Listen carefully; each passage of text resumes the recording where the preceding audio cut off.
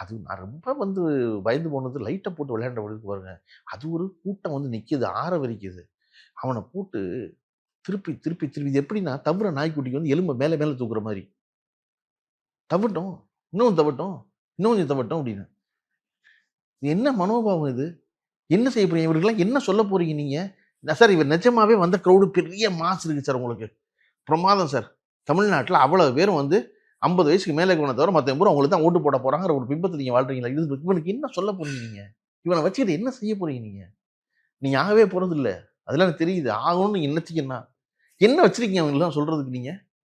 அரசியல் மாற்றம். என்ன மாற்றம்ங்கறேன்? அது என்ன ஒருத்தர் கையிட்ட மட்டும் தான் இருக்கணுமா? வேற யாரும் வரக்கூடாதா? சார் ஐயோ நீங்க உட்காரலாம். யார் வேணாலும் உட்காரலாம். என்ன சார் தெரியல எடப்பாடி பழனிசாமி 4 வருஷம் சீஃப் மினிஸ்டர் வந்துட்டாரு சார். அது எதுவும் ஏதாவது வேணுமா?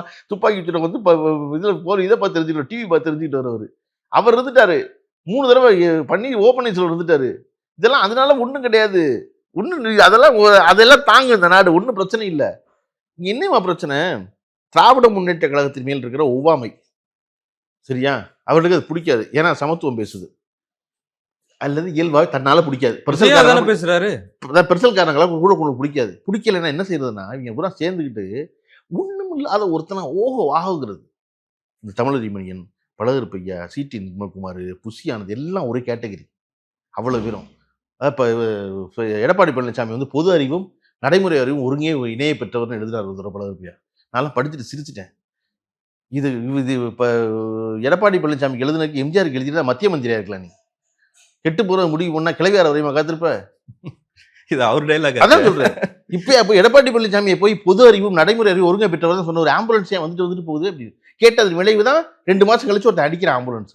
இன்னைக்கு பழகரப்பையா விஜய் விமர்சித்து தானே பேசுறாரு. தாங்க சொல்றேன். அதுக்கு எடப்பாடி பழனிசாமி ஆதரிக்கிறீங்க அவ்வளவுதான். தீமையில் அந்த தீமையை நீங்க ஆதரிக்கிறீங்க, இந்த தீமையை இவர் ஆதரிக்கிற அவ்வளவுதான். விடுங்க, இதெல்லாம் எல்லாம் ஒண்ணுதான். எல்லாம் காலம் போன காலத்துல புத்தி பதிலிச்சு போய் அலையிறான் எவ்வளவு பேரும் சும்மா பொறுக்க முடியாம.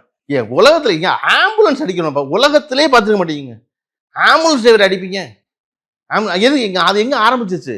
எடப்பாடி பழனிசாமி ஆரம்பிச்சிச்சு. பொது அறிவும் நடைமுறை அறிவும் ஒழுங்கே அமைய பெற்ற எடப்பாடி பழனிசாமிட்ட நீங்க உங்களுக்கு ஸ்டாலினை பிடிக்கலன்னு சொல்லுங்க. ஸ்டாலின் தப்புன்னு சொல்லுங்க. அதுக்காக எடப்பாடி பழனிசாமியை மாற்ற சொல்லுவீங்க? அதுக்காக விஜயவா மாற்ற சொல்லுவீங்க? நீங்க வேற ஆள் சொல்லுங்க. அது அவங்க உரிமை இல்ல, அவங்க சாய்ஸ். அதுதான் சார். லைட் போட்டு விளையாண்டுட்டு இருக்கான் சார் அவன். சார் அவங்க சாய்ஸ் சார். அந்த சாய்ஸ் யாருன்னு இருக்குல்ல சார். நான் என்ன சொல்றேன் சார், எனக்கு இது வேண்டாம், கீரை வேண்டாம், பொன்னாங்கண்ணி பிடிக்கல. சரி பிடிக்கல, அரைக்கீரை சாப்பிடு. இதுவும் கீரை தான், கஞ்சாச்சீரை எடுத்து தருவ. இதுவும் பச்சை தான் இருக்குன்னு நீ சாய்ஸ் நல்லா சொல்லலாம். வேறொரு மாற்று சொல்லலாம். எதுன்னு எனக்கு சொல்லிட்டு நானும் வந்துடுறேன். நல்லது நானும் வரத்தானே தயாரா இருக்கேன்.